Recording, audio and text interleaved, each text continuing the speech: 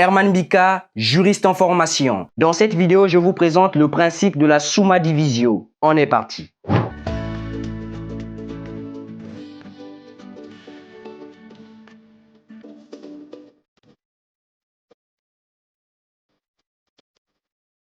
La vie dans la communauté des hommes se complexifie au jour le jour. Cette difficulté entraîne un développement, une espèce d'adaptation des règles de droit aux réalités du terrain.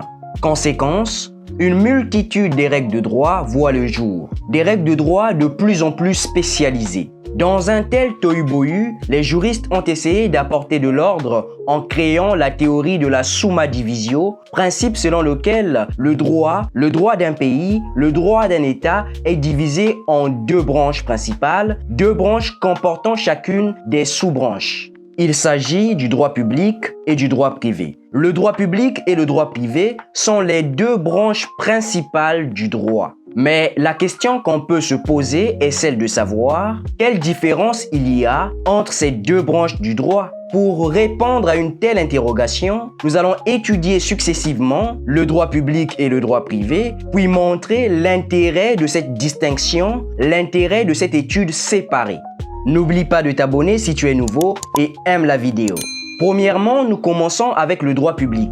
Qu'est-ce que le droit public? Selon Patrick Courbe et Jean-Sylvestre Berger, dans Introduction générale au droit, 14e édition d'Allos 2015, le droit public est un ensemble des règles qui président à l'organisation de l'État et gouvernent les rapports entre l'État et les particuliers. En gros, c'est le droit qui gère l'organisation et le fonctionnement de l'État ou de son administration, ainsi que les rapports entre l'État ou son administration et les particuliers. Tout ce qui est paiement d'impôts, vote, relève du droit public. Le droit public est constitué ou composé de plusieurs branches, entre autres, le droit constitutionnel, qui est considéré comme la branche principale du droit public, le droit administratif, les finances publiques et le droit international public. Deuxièmement, voyons le droit privé. Pour parodier Patrick Courbe et Jean-Sylvestre Berger, dans leur ouvrage intitulé Introduction générale au droit, le droit privé est un ensemble des règles qui gèrent les rapports entre les particuliers, mais aussi des rapports entre les particuliers et les collectivités, des entités ou personnes morales de droit privé telles que les sociétés ou les associations. Tout ce qui est mariage, succession, vente des marchandises, etc. relève du droit privé. À l'image du droit public, le droit privé est lui aussi constitué ou composé de plusieurs branches, entre autres le droit civil, qui est considéré comme la discipline ou la branche reine du droit privé, le droit commercial, le droit du travail et le droit international privé. Parlons enfin de l'intérêt de la distinction entre le droit public et le droit privé.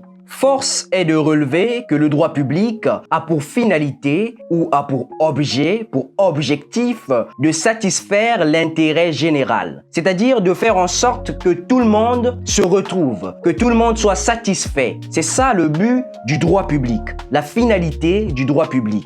A contrario, le droit privé vise la satisfaction des intérêts privés, c'est-à-dire des intérêts individuels des personnes de droit privé, notamment des associations, des sociétés, des particuliers. Distinguer le droit public du droit privé relève d'un intérêt intéressant car cela a permis la naissance de deux ordres juridiques en France, deux ordres juridictionnels en droit français. Nous avons d'une part l'ordre administratif, d'autre part nous avons l'ordre judiciaire, auquel il convient d'ajouter des juridictions spécialisées comme le Conseil constitutionnel ou la Cour constitutionnelle en République du Congo. Parlons de l'ordre administratif en droit français. En droit français, l'ordre administratif est dirigé par le principe de double degré de juridiction. En effet, au premier degré de juridiction, on retrouve les tribunaux administratifs, et au second degré, on retrouve les cours administratives d'appel. Tout en haut, au niveau de la haute juridiction de l'ordre administratif, on retrouve le Conseil d'État qui joue deux fonctions principales. La première fonction, c'est la fonction contentieuse, c'est-à-dire que le Conseil d'État est là pour trancher les litiges. Et la seconde fonction, c'est la fonction consultative. Le Conseil d'État donne son avis. S'agissant de l'ordre judiciaire, c'est le même principe de double degré de juridiction qui prévaut. On retrouve au premier degré les tribunaux judiciaires, notamment le tribunal d'instance et le tribunal de grande instance, et au second degré, les cours d'appel. Tout en haut, s'agissant de la haute juridiction de l'ordre judiciaire, on retrouve la cour de cassation. Dans l'expression tribunaux judiciaires, on place les tribunaux d'instance et les tribunaux de grande instance, les conseils de prud'homme, les tribunaux de commerce, les tribunaux correctionnels, les tribunaux de police, etc. En prenant un peu du recul, on se rend compte que la juridiction spécialisée, le Conseil constitutionnel, peut être adjoint à l'ordre administratif. Parce que le Conseil constitutionnel touche à la Constitution, touche au droit constitutionnel, qui est la branche principale du droit public. Donc, dans l'ordre administratif, on peut ajouter cette juridiction spécialisée, le Conseil constitutionnel. Comme on dit, connais-toi toi-même avant de chercher à connaître autrui, le principe de la summa divisio existe aussi en droit congolais. Seulement, la conséquence de ce principe en droit français, qui est le double ordre de juridiction en France, ne s'applique pas en droit congolais. En effet, au Congo, il n'existe qu'un seul ordre juridictionnel, il n'existe pas d'ordre administratif ou d'ordre judiciaire. Les deux ordres, comme en droit français, sont associés, assemblés en un seul ordre juridictionnel. Ainsi, au premier degré, on retrouve les tribunaux administratifs, les tribunaux d'instance et de grande instance qui, ensemble, forment le premier degré. Au second degré, à la différence du droit français où nous avons une cour administrative d'appel indépendante de la cour d'appel en matière judiciaire, en droit congolais, il n'existe qu'une seule cour d'appel compétente pour les deux ordres juridictionnels comme en France. C'est-à-dire que dans la cour d'appel en République du Congo, nous avons une chambre administrative. Cette même cour d'appel est compétente pour toutes les matières, qu'il s'agisse des matières du droit public ou du droit privé. Les deux branches du droit ainsi que toutes leurs sous-branches sont associées, mélangées dans une seule cour d'appel compétente pour toutes ces matières. Et en haut, nous avons la haute cour en matière juridictionnelle, qu'il s'agisse en matière administrative, financière ou encore civile. Nous avons la Cour suprême. Donc, en République du Congo, il n'existe pas deux ordres de juridiction. Il n'existe qu'un seul ordre de juridiction, compilant à la fois l'ordre administratif et l'ordre judiciaire.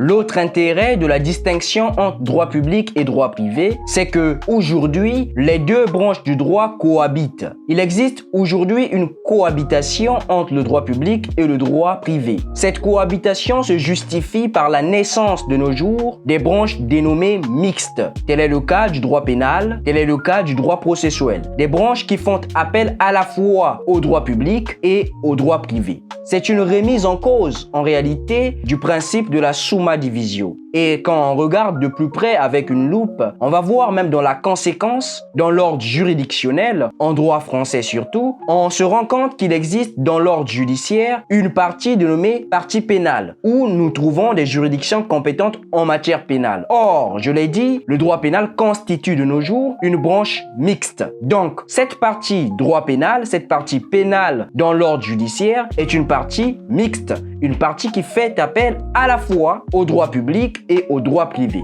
Ce qui nous pousse à dire en conclusion que le principe de la summa divisio reste un principe, on va dire académique, un principe théorique qui permet de transmettre un certain nombre de notions aux étudiants en droit pour que ces étudiants comprennent qu'il existe deux branches du droit pour leur étude bien entendu. Mais sinon dans la pratique, on se rend compte qu'à chaque fois, dans chaque matière, on fait toujours appel à la fois au droit public mais aussi au droit privé. Si donc la vidéo vous a plu, abonnez-vous, aimez la vidéo et partagez-la avec votre entourage. On se retrouve dans une prochaine vidéo. N'oubliez pas surtout de regarder la dernière vidéo que j'ai publiée juste ici et on se dit bye bye.